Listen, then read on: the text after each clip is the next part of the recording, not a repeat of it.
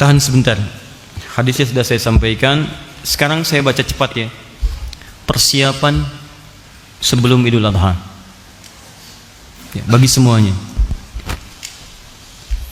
Saya baca sambil terangkan sedikit atau dibaca saja?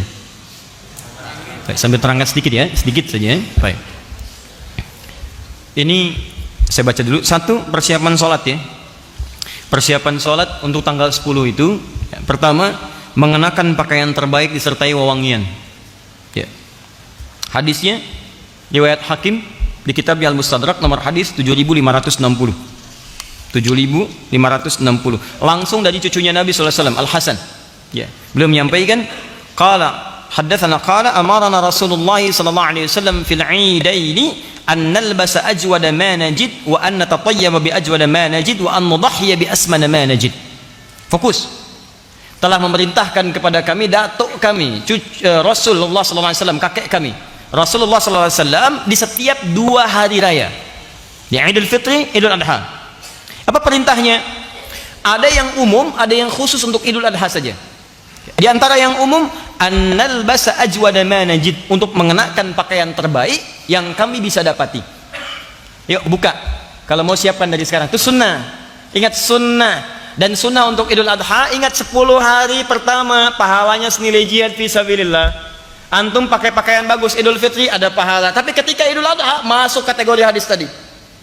Bukan cuma dapat pahala biasa, bisa senilai jihad tuh. Cari pakaian terbaik. Kalau bisa ikhtiar dari hari ini. Bismillah. Ya, tidak harus mahal, yang paling halal. Yang paling halal. Cari yang terbaik, yang paling halal. Bismillah, dapati itu. Kenakan. Wa anna tatayyaba bi ajwada ma najid, kenakan wewangian parfum untuk laki-laki. Sunnah. Kalau ingin bertambah lebih, saat mau salat bawa lagi parfumnya. Di Timur Tengah itu biasa. Ya, sampaikan. Dan niat ikhlas dibagi. Ya, sampaikan, pakai, tebarkan lagi, pakai. Setahun sekali pahalanya tinggi. Kemudian, nah ini dia, wa an nudhhiya bi asmana ma najid. Dan Rasulullah SAW memerintahkan pada kami untuk menyembelih berkorban dengan yang terbaik yang mampu kami dapatkan. Caranya begini caranya. Ya. Anda punya anggaran berapa? Misal, saya punya anggaran 3 juta. Dari yang 3 juta itu cari yang paling bagus hewan kurbannya. Nanti ada ikhtilaf dari kalangan ulama. Ada yang mengatakan domba, ada yang mengatakan sapi, macam-macam. Yang poin yang paling penting dari yang banyak manfaatnya. Ya, ada kadang daging manfaatnya. Bagi sementara orang ini nggak makan daging kambing, makannya sapi, ya, daging sapi. Maka Anda ikut kepada bagian dari daging sapi. Ada dia makan daging kambing, makan daging sapi misalnya, Anda bisa berkorban, ini lebih bagus yang ini, maka itu yang dimaksimalkan. Dari anggaran yang Anda miliki, berikan yang terbaik di situ. Paham ya? Ya, dari sekarang biasanya sudah disampaikan. Ya, di Alexan itu sudah ada flyernya, yang lain sudah ada flyernya. Berapa kira-kira bagian sapi sekian? Ya, bagian kambing sekian. Ya. Untuk makan kambing apa sapi? Hah? Makan kambing apa sapi? Sapi, masya Allah, luar biasa. Kita makan daging sapi, dia makan sapi. Ya? Makanya saya katakan luar biasa. Buat ya. Haram hukumnya. Ya. Beli dulu, masak dulu, lalu dimakan. Ya. Kalau sudah disembelih apa hukumnya? Belum tentu. Sembelih dengan membaca Bismillah ya Allahu Akbar. Ya. Baru kemudian jadi belum tentu. Kalau yang disembelih kambing orang ya. Sudah. 2. Sunnah kedua, hadis riwayat Ahmad nomor hadis 22.984 di Musnad Ahmad. Sunnah yang kedua, tidak makan terlebih dahulu. Ingat, setelah sholat subuh, kalau Idul Fitri itu sunnahnya makan dulu, untuk menunjukkan bahwa subuh ini beda dengan subuh yang kemarin saat masih puasa. Sekarang harus buka, makanya haram hukumnya puasa. Jelas ya? Untuk Idul Adha, sunnahnya jangan dulu makan. Jelas ya? Sunnahnya jangan dulu makan. Kapan makannya dilakukan? Kita baca hadisnya. Kana Rasulullah sallallahu alaihi wasallam la yaghdu yaumal fitr hatta ya'kula wa la ya'kulu yaumal adha hatta yarji'a fa ya'kulu min udhiyatihi. Adalah kebiasaan Rasulullah sallallahu alaihi wasallam, beliau makan dahulu saat akan menunaikan Idul Fitri. Ba'da subuh makan, berangkat Idul Fitri. Tapi saat Idul Adha beliau tidak makan terlebih dahulu hatta yarji'a. Hatta yarji'a. Lihat sini, lihat sini. Hatta harful ghayah, menunjuk pada tujuan. Ghayatun. Ya. Misal, ana urid adhhab ila Jakarta hatta al-Istiqlal. Saya pengen pergi ke Jakarta sampai ke Istiqlal. Tujuan paling akhirnya Istiqlal. Jadi kalau sudah ada hatta, ini menunjukkan sampai ke tujuan. Ya. Sampai pulang, tujuannya ke pulang. Dari sholat id. Jadi kalau sudah selesai sholat, mendengarkan khutbah Idul Adha, Anda pulang. Baru sunnahnya Anda makan. Tapi ingat yang paling menarik adalah dalam kalimat pulang itu diikutkan fi'il mudhari nih. Ini yang paling indah. Ada ya di depan kata kerja artinya. Ya rji'a, hatta yarji'a. Ya ini menunjukkan 3 makna, 3 arti. Kalau dalam bahasa Inggris present, continuous, dan future. Ya. Sekarang, kini, terus berlangsung, continuous, terus, atau future yang akan datang. Kalau diartikan konteks ini, sampai pulang, bisa diartikan sampai pulang itu dalam konteks pakai ya ini, sekarang sedang pulang. Maksudnya belum sampai rumah nih. Ya, di perjalanan misalnya Anda lapar. Kalau yang penting sudah meninggalkan tempat, di jalan Anda lapar, silakan makan. Kalau Anda sholatnya dekat rumah, komplek Al Ihsan ini, PTM, PJS, kemudian Greenview, sholatnya di lapangan depan sini. Begitu selesai nyampe rumahnya dekat. Tapi kalau antum dari Bekasi sholatnya di Istiqlal, ya belum tentu cepat nyampe rumah. Di jalan misalnya sudah terasa lapar, ya boleh antum makan di jalan, tidak ada masalah. Tidak ada masalah, silakan. Ya, jadi tidak apa-apa bekal misalnya di mobil, kemudian jangan makan dulu sampai selesai sholatnya, dengarkan khutbah idnya, pulang misalnya di jalan sudah mulai terasa. Ya, apalagi misalnya buka siaran radio, status sudah mulai muncul, gambar-gambar bertebaran, sedang makan ketupat, ya, dan sebagainya. Sementara Anda belum nyampe rumah. Ya, miss call sudah banyak, status sudah dibuat. Ketupat hari ini rasanya begitu pahat, ya kan? Antum belum makan, merasa nggak enak. Jangan tunggu sampai kemudian nyampe rumah. Boleh sekarang, silahkan nikmati. Yang penting status pulang. Udah selesai. Jelas? Di jalan boleh bekal. Ya, awas jangan dilarang. Anak-anak Anda mungkin ikut ke Istiqlal. Usia 6 tahun, 7 tahun, mah lapar mah, tahannya naknya. Ini sunnah sampai rumah. Sunnahnya boleh makan. Atau misalnya terus berlangsung, mau dekat ke rumah, lapar banget gak bisa tahan, boleh. Atau sampai di tujuan, sampai di rumah, silahkan makan, tidak ada masalah. Mana ambil yang paling mudah. Ya, adapun sunnah Nabi kalau bisa dilakukan, ya, hatta yarji'a fayakulu min udhiyatihi, sampai pulang ke tempat tujuan, kemudian yang pertama beliau makan adalah hasil sembelihannya. Hasil sembelihan. Jadi kalau mau makan yang lebih sunnah lagi, pertama kali dicicipi adalah daging hewan kurban yang telah kemudian disembeli dan telah dimasak terlebih dahulu. Ya, awas jangan salah mengartikan. Anda baca terjemahan, oh Nabi makan adalah hasil sembelihannya. Masya Allah, sunnah Nabi sembelih. Bukan begitu ya, masak dan seterusnya. Paham ya? Jadi sunnahnya jangan dulu makan, begitu Anda lakukan berpahala. Yang kedua, siapkan makanan untuk pulang. Dan kalau bisa, kemudian yang pertama dimakan adalah hasil sembelihan yang telah dimasak terlebih dahulu. Makanya nanti, kenapa disebut udhiyah dari kata duha? Kalau bisa waktu duha itu, mohon izin teman-teman, itu sudah menyembelih. Nanti kita akan lihat bedanya Idul Fitri dengan Idul Adha. Kalau Idul Fitri agak longgar sholatnya, jam 7 boleh. Karena orang berangkat itu ada yang makan dulu. Tapi kalau sholat Idul Adha jangan kelamaan. Syuruk itu udah dimulai sholat. Ya, jadi begitu naik masyrik, lewat satu tombak udah lewat. Ya, kalau sekarang udah 6 lewat 2 menit. 6 lewat 2 menit. Boleh geser dikit 6.15 misalnya. Sunnahnya tuh langsung sholat mulai. Sehingga setengah 7 udah bisa motong.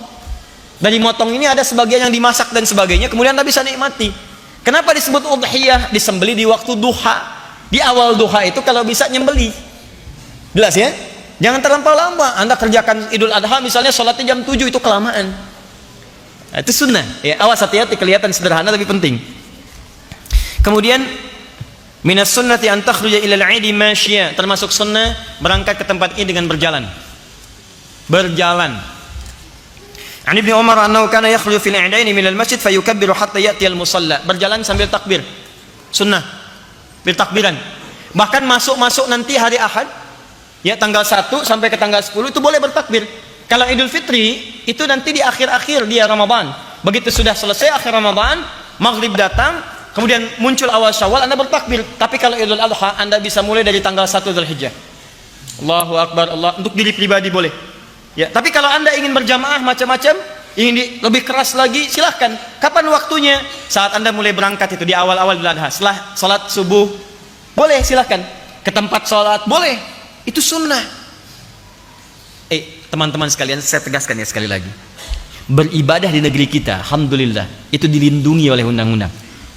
Jadi kalau kita bertakbir, itu undang-undang menjamin. Pasal 29 ayat 2. Negara menjamin kemerdekaan tiap-tiap penduduk untuk memeluk agamanya masing-masing dan beribadah menurut agama dan kepercayaannya itu.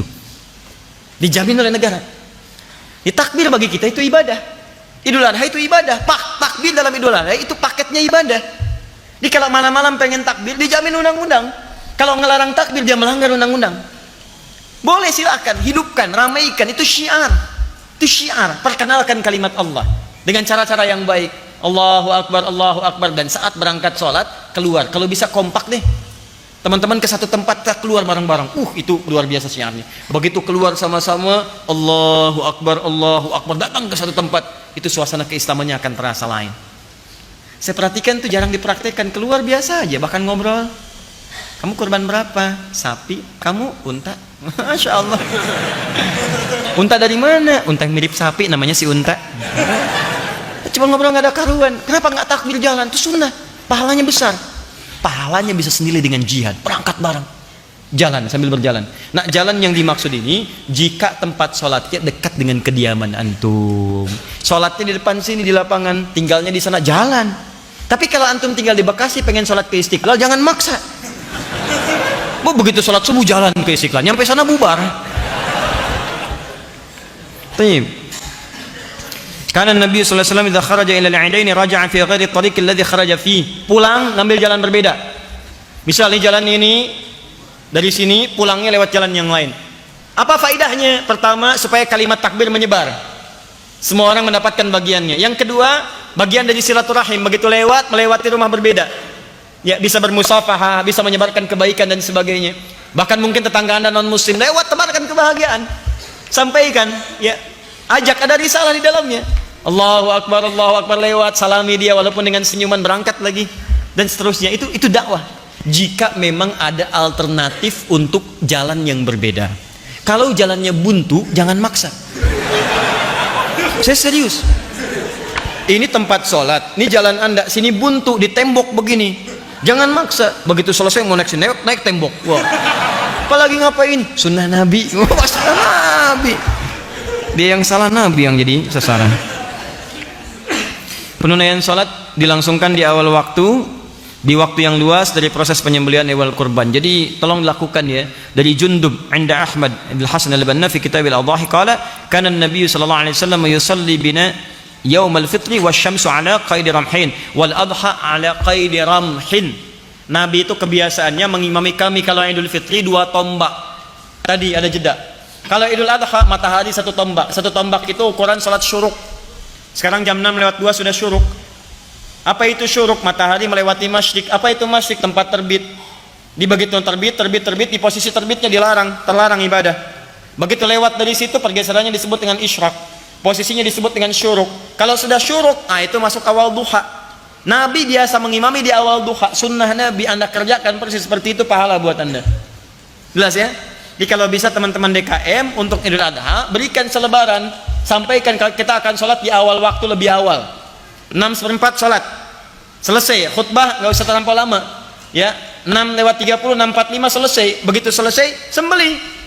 7:04 sembelih. Jam 10 selesai, 11 selesai, tuntas itu.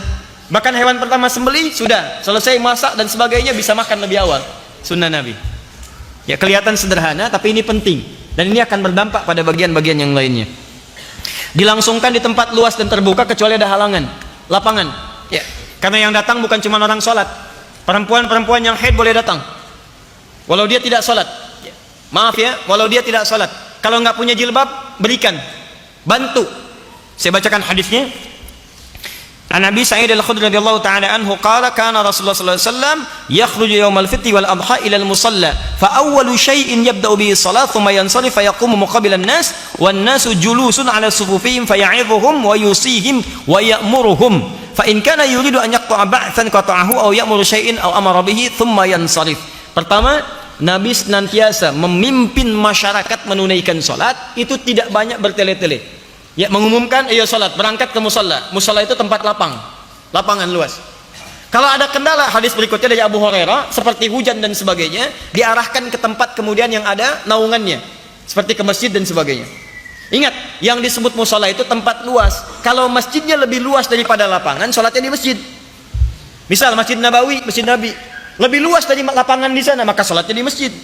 Masjid Al-Haram lebih luas dibandingkan dengan lapangan yang ada, salatnya di situ. Kalau masjid antum tidak menampung jamaah, ya terlebih ada kalangan yang tidak salat misalnya yang lain, maka lapangan digunakan.